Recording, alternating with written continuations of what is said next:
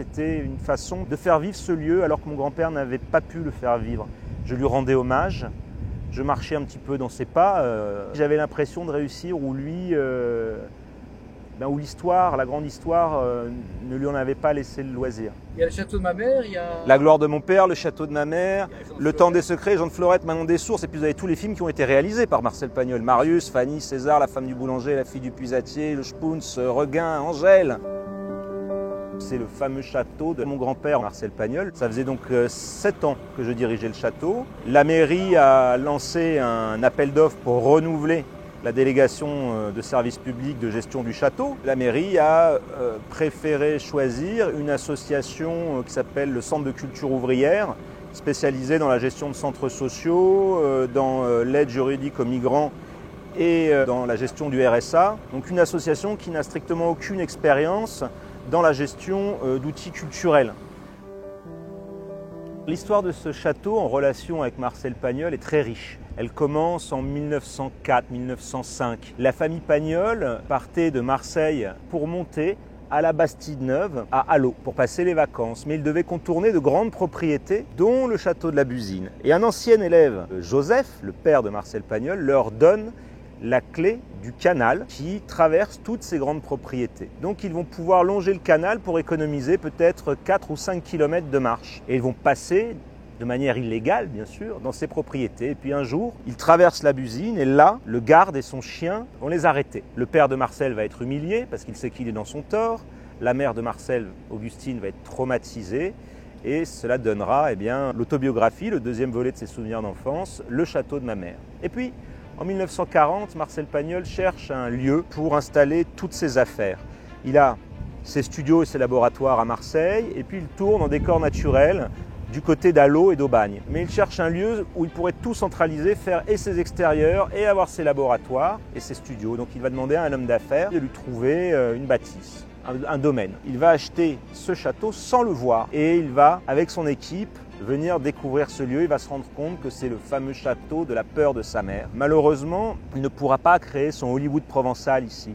On est en 1940, il y a la défaite française, les Allemands vont réquisitionner le château, Marcel récupère son bien en 1948, les Allemands l'ont vraiment abîmé et il est squatté, alors que son père habite dans la maison de gardien qui aujourd'hui est un restaurant. Il va se battre pour que l'État français le dédommage, ce que l'État ne fera jamais. Et la mort dans l'âme, il va vendre ce château en 1973 avant de décéder. Donc il n'aura jamais rien pu y faire, il n'y aura jamais habité. Monsieur le maire, je me permets d'attirer votre attention sur la triste situation du château de la Busine à la Valentine sur le territoire de la commune de Marseille.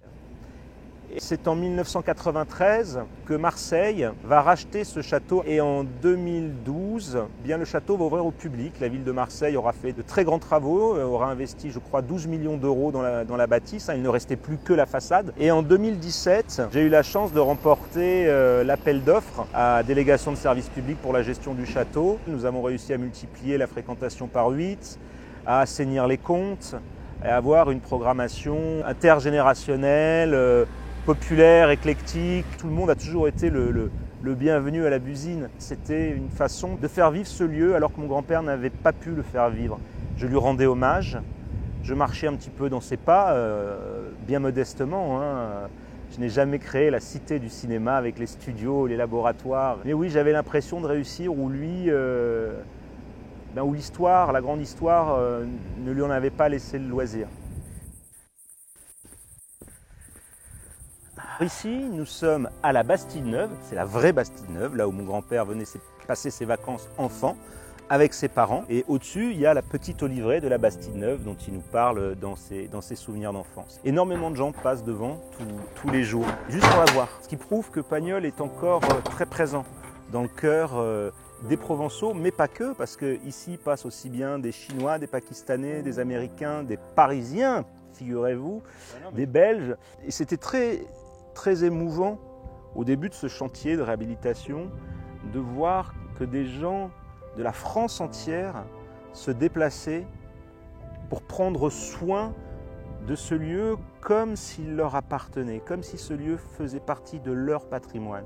Et effectivement, il fait partie de leur patrimoine artistique. C'est un auteur que l'on partage en famille, dont on partage les valeurs, le respect de la famille, de l'amitié, de la parole donnée, le respect de la nature, l'entraide, le partage, le respect de la différence dans le respect de soi-même aussi, c'est très important pour Marcel. Je pense que la situation que je vis actuellement ne serait jamais arrivée à Marcel Pagnol.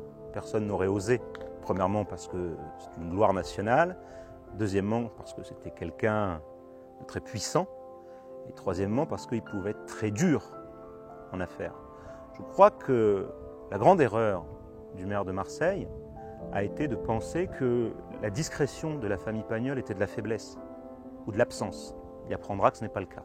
Peut-être qu'un jour, je gérerai à nouveau, je le souhaite vraiment, mais ce ne sera pas sous cette mandature, c'est certain.